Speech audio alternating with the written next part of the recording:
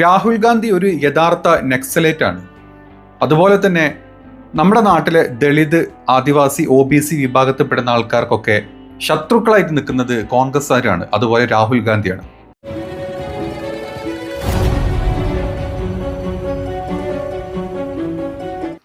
നമ്മുടെ രാജ്യത്തിന്റെ പ്രധാനമന്ത്രി മോദിജിക്ക് ഒരു ചെറിയ പ്രശ്നമുണ്ട്.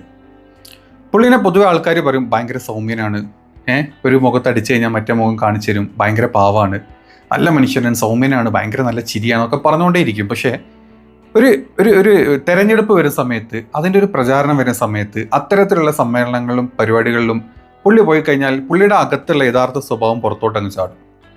അതായത് തൻ്റെ അകത്തുള്ള ആ ഒരു പണ്ടത്തെ നമുക്കറിയാലോ, ഗുജറാത്ത് കലാപം മുതലുള്ള മോദിജിയുടെ സകലമാന എന്താ പറയുക, ചില വിഭാഗങ്ങളോടുള്ള വിരുദ്ധതയും അതുപോലെ ചില എന്താ പറയുക പ്രത്യേകതരം അജണ്ടകളൊക്കെ നമ്മുടെ മോദിജിയുടെ അകത്തുള്ളത് നമുക്ക് എല്ലാവർക്കും അറിയാം. അതിപ്പോൾ കഴിഞ്ഞ പ്രാവശ്യത്തെ ഇലക്ഷൻ ആണെങ്കിലും ലോക്സഭ ഇലക്ഷൻ്റെ സമയത്താണെങ്കിലും പുള്ളി പല സ്ഥലത്ത് പോയി പറഞ്ഞ പല കാര്യങ്ങളുണ്ട്. നമുക്കറിയാം, എന്താ പറയുക, ഹിന്ദു സ്ത്രീകളുടെ മംഗൾസൂത്ര വരെ ഇല്ലാണ്ടാക്കുന്നവനാണ് രാഹുൽ ഗാന്ധി, അതല്ലെങ്കിൽ മുസ്ലിങ്ങൾ പെറ്റുകൂട്ടുന്നു, അങ്ങനെ ഒരുപാട് മുസ്ലിങ്ങൾ പള്ളി തകർക്കുന്നു, ബീഫിന് വേണ്ടി ജീവിക്കുന്നവരാണ് മുസ്ലിങ്ങൾ, ഇത്തരത്തിലുള്ള ഒരുപാട് പ്രസ്താവനകൾ നമ്മുടെ മോദിജി പറഞ്ഞിട്ടുണ്ട്. ഇതൊക്കെ പുള്ളി പറയുന്നത് ഒരു വോട്ടെടുപ്പിൻ്റെ തൊട്ട മുമ്പ് ആൾക്കാരെ പെട്ടെന്ന് ചാടിപ്പിടിക്കാം എന്നുള്ള രീതിയിലാണ്. ഈ കഴിഞ്ഞ ദിവസം നമ്മുടെ ഹരിയാന ഭാഗത്തോട്ട് പുള്ളി പോയ സമയത്ത്, അവിടുത്തെ തെരഞ്ഞെടുപ്പിൻ്റെ ചില പ്രചരണത്തിൻ്റെ ഭാഗത്തെ സമയത്ത് പുള്ളി പറഞ്ഞ കാര്യങ്ങളാണ്, രാഹുൽ ഗാന്ധി എന്ന് പറഞ്ഞു കഴിഞ്ഞാൽ നക്സലേറ്റ് ആണ്. അതുപോലെ ഭാരത് में सबसे बड़ा दलित विरोधी, OBC विरोधी, आदिवासी विरोधी अगर कोई है तो वो कांग्रेस का परिवार है. കേട്ടില്ല, ഇതാണ്. അതായത് നമ്മുടെ കോൺഗ്രസ് പാർട്ടി എന്ന് പറഞ്ഞു കഴിഞ്ഞാൽ ദലിതർക്ക് എതിരെ നിൽക്കുന്ന ആളുകളാണ്, അതല്ലെങ്കിൽ ആദിവാസികൾക്കെതിരെ നിൽക്കുന്ന ആളുകളാണ്, അല്ലെങ്കിൽ OBC വിഭാഗത്തിനെതിരെ നിൽക്കുന്ന ആളുകളാണ്. അതുമാത്രമല്ല, ആ പ്രസംഗത്തിൽ ഒരുപാട് കാര്യങ്ങൾ പറയുന്നുണ്ട്. അപ്പം മോദിജി എവിടെ പോയിട്ട് എന്ത് പറയണം, അതായത് ആളുകളെ കയ്യിലെടുക്കാൻ, ദളിതരെ എടുത്ത് പോകുമ്പം അവരുടെ സപ്പോർട്ട് ചെയ്യുന്നത് ആര് എന്ത് എന്നൊക്കെ പറഞ്ഞിട്ട് ഇല്ലാത്ത കഥകൾ പറഞ്ഞ് വോട്ട് മേടിക്കാം എന്നുള്ളതാണ് നമ്മുടെ മോദിജിയുടെ ഒരു പ്രധാന തന്ത്രമായിട്ട് നമ്മൾ കാണുന്നത്.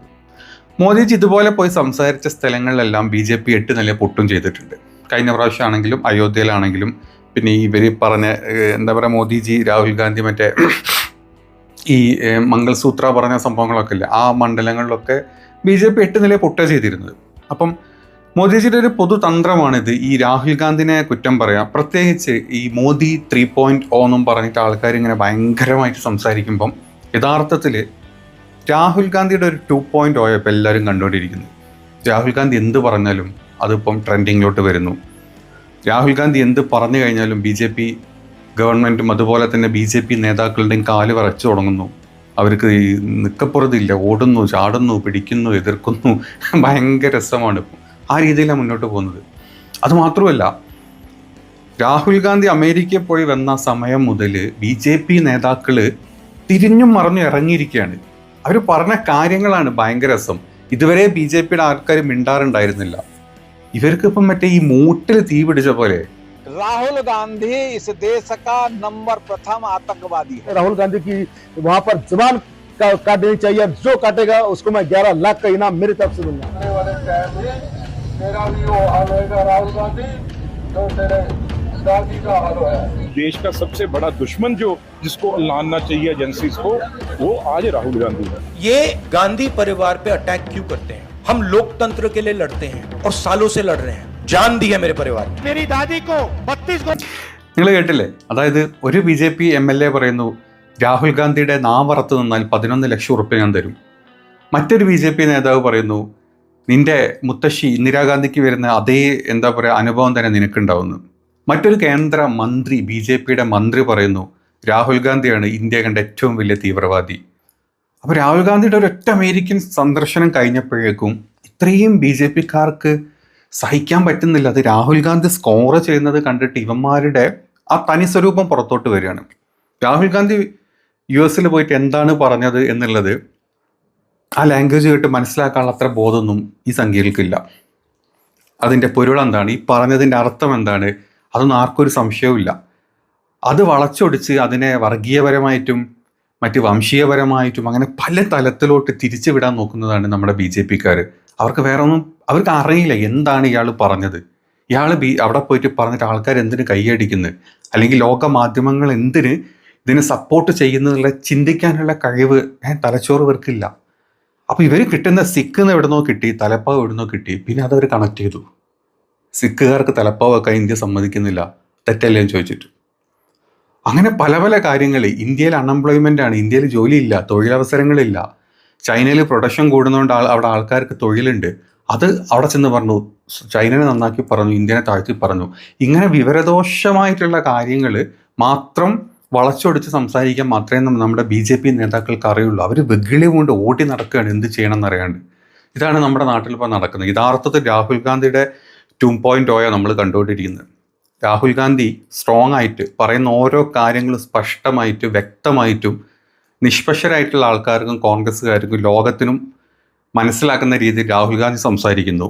നമ്മുടെ BJP നേതാക്കളും പ്രധാനമന്ത്രി അടക്കമുള്ള മറ്റ് സകല നേതാക്കളും അവർ വീണ്ടും നെക്സലേറ്റാണ്, ദളിതരെ സപ്പോർട്ട് ചെയ്തില്ല.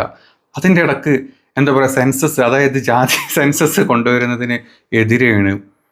അതായത് സംവരണം ഇല്ലാണ്ടാക്കും. ഇവിടെ സംവരണം ഇല്ലാണ്ടാക്കുന്ന ആരാണ് സംവരണത്തിന് സംസാരിക്കുന്നതൊക്കെ ഒരു പൊതുവായിട്ടുള്ള ഒരാൾക്ക് അറിയാം. പക്ഷെ BJP-ക്കാർ പറയുന്നത് എനിക്ക് അവർ അറിഞ്ഞിട്ടാണോ, അവർക്ക് അറിയില്ല എന്താണ് സംവരണം എന്നറിയാത്ത പോലെയൊക്കെയാണ് അവർ സംസാരിച്ചുകൊണ്ടിരിക്കുന്നത്. അത്രയും ബോധമില്ലാണ്ടാണ് നമ്മുടെ BJP നേതാക്കൾ ഓടി നടക്കുന്നത്. ഇത് എവിടെ ചെന്ന് അവസാനിക്കും എന്നുള്ളതാണെങ്കിൽ ഇപ്പം നമുക്ക് ഏറ്റവും ഇൻട്രസ്റ്റിംഗ് ആയിട്ടുള്ള കാര്യം ഇനി കാണാൻ പോകുന്നത്.